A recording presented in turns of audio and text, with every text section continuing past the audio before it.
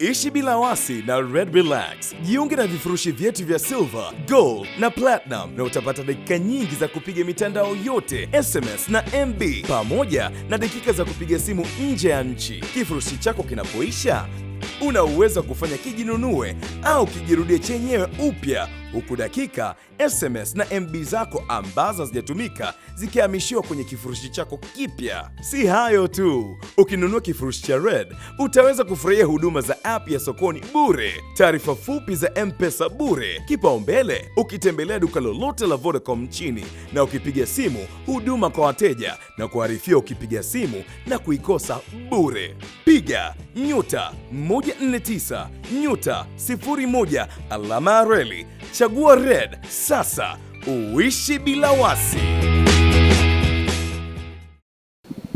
Kwanza wakumbuke kwamba muungano ndio ulioweza kutunganisha, kwa kwamba wao wabeba sisi wakuja.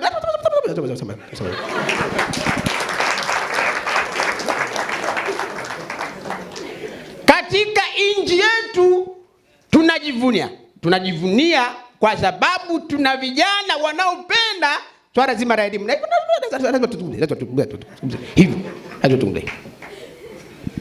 Na nchi hii, kuna wakati nakuja huku hayati Abeid Karume, tuliweza kuzungumza na nikasema kwamba katika serikali yetu ni lazima tuwafundishe maadili mazuri vijana, kwa sababu vijana wao hatuwezi tukawaweka katika tabia za kizuzuru. Hivyo licha ya serikali nilizungumza nikasema serikali yetu hatuna dini. Basi pale walikuwa maaskofu pale wakasema, walikuwepo wengine pale wakasema msori mtume. Nikasema hatuna maana hiyo, tuna maana kama serikali, kama wewe ukiwa mpagani tutakuapisha kwa kipagani, na kama ukiwa Mkristo tutakupa Biblia, na ukiwa Muislamu tutakupa mstaafu, na ndivyo hivyo ibaki hivyo. Na baada ya kuzungumza hayo, niwatakie kila laheri, lakini kumbuka kwamba tunapigania maadui watatu, ikiwa elimu ni kitu kikubwa sana katika taifa letu. Naanza kumwita mwanafunzi wa kwanza kabisa kati ya wale washindi watatu kitaifa. Kama ilivyo kawaida na kama alivyosema JK, lazima tuanze kujipendelea wenyewe. Naanza kwa upande wa mwanamke au kwa upande wa mama. Namuita mwanafunzi Waida Ramadhani. Jamani, makofi kwa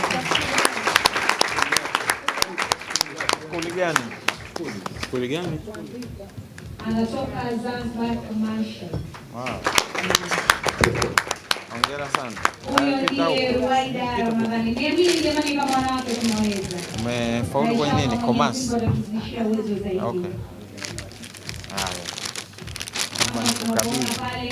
Sasa wewe unakaa unashika kwa mkono wa kushoto.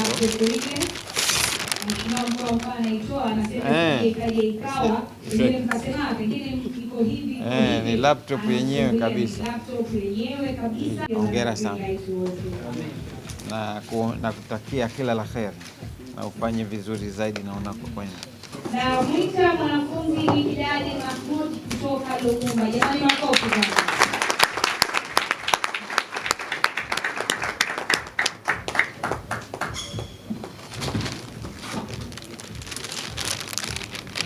Zote nafungua.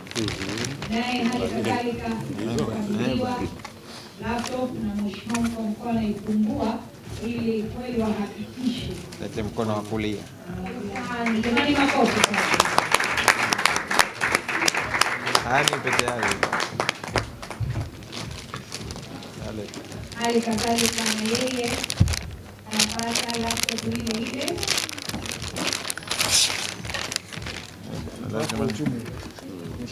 Economist. Mtu wangu wa uchumi. Hongera. Ningependa nimkabidhi zawadi waziri wa kusimamia elimu vizuri zaidi Zanzibar. Niaba yake katibu mkuu.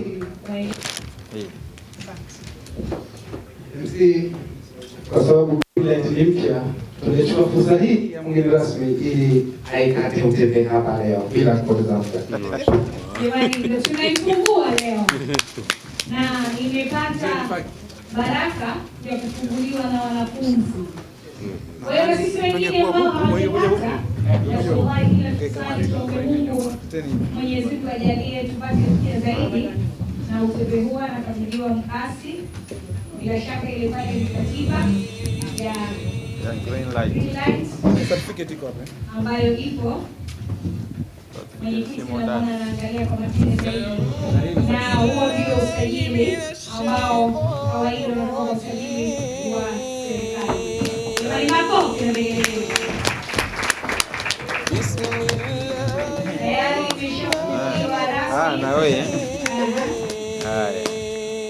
Ndugu zangu wanafunzi, wageni waalikwa, wajumbe wa kampuni tofauti ambazo zimewezesha leo sisi kusimama hapa, assalamu alaikum tena kwa mara ya pili wa rahmatullahi wa barakatuh. Kwanza kabisa nipende kusema kwamba nina furaha kubwa sana leo kwa wanafunzi kujitokeza kwa kadri tulivyokuwa tunahitaji, na mmekuja mkiwa katika hali ya uzima wa afya na furaha tele. Ingawa kulitokezea dosari kidogo kwa wageni wetu wengine hawakuweza kufika, lakini sisi tunatambua kasi ya awamu ya 5 ya serikali ya mapinduzi pamoja na serikali ya Jamhuri ya Muungano wa Tanzania. Kauli mbiu yake inasema hapa kazi tu. Kwa hiyo unapomwalika kiongozi anapochelewa, usilalamike sana. Mchaka ni mkubwa. Pengine hata mimi mwenyekiti ningeshindwa kufika hapa leo. Waheshimiwa mgeni rasmi, kwa majina naitwa Salim Musa Omar. Ni kijana wa Kizanzibari, nimetokea katika familia za Kizanzibari kama walivyo vijana wenzangu. Ni mwenyekiti wa foundation yetu ambayo inaitwa Greenlight Foundation, ambayo nimeshirikiana na vijana wenzangu tofauti kutoka Zanzibar pamoja na bara katika kuifanyia registration na kuanza shughuli rasmi officially kuangalia namna gani tunaweza tukafika mbali katika kuwasaidia wanafunzi overcome situation ambazo sisi wenyewe miongoni mwetu zilitukumba, ili wao at least tuweze kuzilegeza au kuziondoa kwa ujumla kabisa. Mheshimiwa mgeni rasmi, nitoe historia fupi ya shughuli zetu ambazo tulikuwa tunazifanya katika kusaidia wanafunzi. Kama nilivyokwisha sema awali kwamba kuna situation ngumu ambazo wanafunzi wanapitia, kitu ambacho pengine zinaweza zikamsababishia yeye kuweza kushindwa kusustain kufikia katika malengo yake. Na hizo baadhi yetu sisi wana foundation tumepitia, na ndio maana tulikaa kama jopo na tukaangalia umuhimu wa kuformulate foundation hii ili kuweza kufanya pirika hizo. Kuanzia 2012 tulikuwa tuna mpango wa kupita mashule tofauti ya Zanzibar, hususan Pemba, kwa ajili ya kuzungumza na wanafunzi ili kuweza kutoa awareness, kujitambua. Tunafahamu sana kwamba shule za mashamba, hususan mashamba hata za mjini, kuna dosari ya wanafunzi kutambua nini majukumu yao, na ndipo tulipojitoa sisi kabla ya kusajili NGO ili kuweza kuangalia namna gani tunaweza tukasaidia kuwaletea yale wenzetu wanaofanya, ili na wao waweze kufanya, ili tuweze kuenda sambamba na kuingia katika competition ya third world, ya ulimwengu wa tatu. NGO hii imezaliwa baada ya kufanya pirika tofauti kama vile kutoa awareness, kusomesha baadhi ya wanafunzi, na wengine mheshimiwa mgeni rasmi hapa leo mbele yako wapo baadhi yao kuwakilisha wenzi wao. Kwa hiyo na leo nimeamini kwamba Mwenyezi Mungu atawasaidia, na inshallah nao waliomaliza watapata kazi zao na wataweza kujiendeleza, na waliokuwa hawajamaliza Mwenyezi Mungu atawajalia waweze kufikia malengo yao. Mheshimiwa mgeni rasmi, changamoto ukiacha na umaskini, changamoto ziko nyingi sana ambazo zinasababisha vijana kutokufikia malengo yao, hususan katika sekta ya elimu. Walimu wajibikaji wao, mazingira yanayowazunguka wanafunzi katika jamii, uhaba wa vitendea kazi na vinginevyo. Kwa hiyo tulikuwa na jitihada ya kusaidia mambo kadhaa wa kadhaa, ikiwemo madaftari. Tulikuwa tunatoa madaftari, tumetoa kompyuta katika shule kadhaa kule Pemba, tumetoa laptop kadhaa kwa wanafunzi walioko vyuo vikuu walio under our sponsor na walioko nje ya sponsor yetu. Tumekuwa washauri wakuu wa kuwashauri kutokana na walivyo nini waende wasome vyuoni. Mfano kama kule kwetu Pemba upande wa kaskazini, wilaya ya Wete, shehia ya Gando, utakuta mgeni rasmi watu wengi wana diploma na degree, lakini kila unayemuuliza anakwambia mimi nina degree ya ualimu. Kila unayemuuliza mimi nina cheti cha Mkuruma cha ualimu, mimi nina cheti cha diploma cha ualimu. Wakati tuna taasisi nyingi ndani ya serikali, kuna makampuni mingi duniani ya kuweza kufanya kazi katika variety tofauti. Tunahitaji wataalamu wa teknolojia, tunataka wataalamu wa procurement, tunahitaji wataalamu wa kurusha ndege mapilot, tunahitaji chemical engineering, tunahitaji watu wa gas and oil. Ukizingatia sasa hivi Zanzibar we are heading to katika mambo hayo. Kwa hiyo ndipo tulipoona haja ya kuweza kuwachimba wanafunzi walio na intention ya kuingia vyuoni, kuwashauri kuingia katika fani mbalimbali. Mheshimiwa mgeni rasmi, tumekaa na kusaidia hivyo kuanzia 2012 hadi wa leo, na tukaona sasa badala ya kuendeleza kule ambako tumeanza Pemba katika mkoa wa kaskazini pamoja na kusini, tuunde foundation maalum ambayo itakuwa inasaidia kuwaelimisha vijana, na foundation hiyo itakuwa na kuelimisha pamoja na kuwasomesha na kuwasaidia katika changamoto zao mbalimbali ambazo serikali hataweza kuzifikia. Foundation inaitwa Greenlight Foundation. Greenlight Foundation, ndugu zangu wanafunzi, ikikufikia ukishindwa kuweza kupata mwanga, basi ni hiari yako, lakini kama utatukaribisha tuweze kushirikiana nanyi, Mheshimiwa mgeni rasmi, hakika mwangaza wa Greenlight utafikia kila mtu na achievement will attend us all. Mwenyekiti, mimi nikupongeze sana.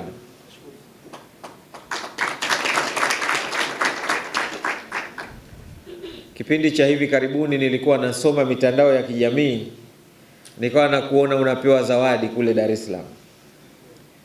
Na zawadi ile nilivyosoma detail nikakuta kwamba ulipewa zawadi kwa sababu ni mmoja ya watu ambao umejitolea kupigania suala la elimu hata kwa mtu mmoja mmoja.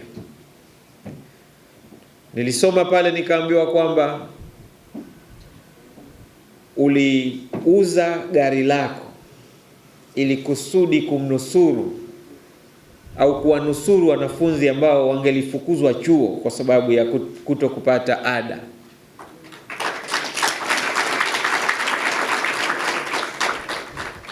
Sasa hiki ndio kitu ambacho kinaitwa positive thinking.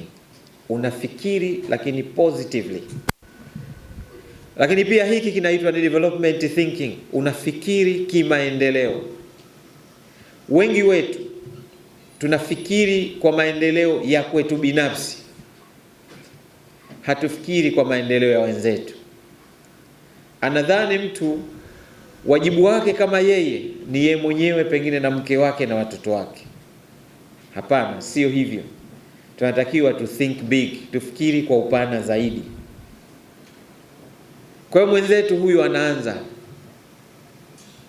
ameamua kuanza akiwa ni mtu binafsi, sasa anaanza akiwa kama ni asasi ya kiraia. Na mimi naamini kwamba atafanya vizuri zaidi na mazuri zaidi siku zijazo. Na yeye kwetu awe ni chachu. Awe chachu ya kuhakikisha kwamba hakuna mtu anakosa kusoma ndani ya Zanzibar. Itakapotokezea hivyo, tukiweza kuwa na wataalamu wengi ndani ya nchi yetu, nchi hii inakuwa kwa kasi kubwa, ingawa wako ambao wanadhani haikui. Inakuwa kwa kasi kubwa katika sekta mbalimbali. lakini nadhani watu wa Wizara ya Fedha na Uchumi wapo, wao wanajua zaidi kuinterpret zile data, maana translation na interpretation ni vitu vile tofauti. Na mwingine anadhani akisha kujua translation automatic anajua na interpretation. Kumbe unaweza ukajua translation lakini usijue interpretation. Ndugu wanafunzi, mimi niseme kwamba pamoja na kuwa naamini na wenzangu wa Wizara ya Elimu kwamba hawafurahii, they feel very sad kwamba bado ndani ya mkoa wetu na ndani ya nchi yetu kuna shule ambazo ziko katika zile shule 10 zilizo katika nafasi ya mwisho. Hatufurahii hilo. Hatufurahii hilo, na ndio maana juhudi mbalimbali zinachukuliwa ili kuhakikisha kuwa hazitokei shule zile ambazo ziko za mwisho. Na jitihada hizo naamini kwamba iko siku zitakamilika na zitafanikiwa. Na zitakapofanikiwa tutaona sasa yale matunda yake. Hakutakuwa na shule za mwisho katika mkoa wa Mjini Magharibi na Zanzibar. Na hiyo ndio maana ya ushindani, kwamba kila mmoja inampa nafasi ya kufanya vizuri zaidi. Kwa hiyo na sisi tunayo nafasi ya kufanya vizuri kuliko tulivyofanya jana yake.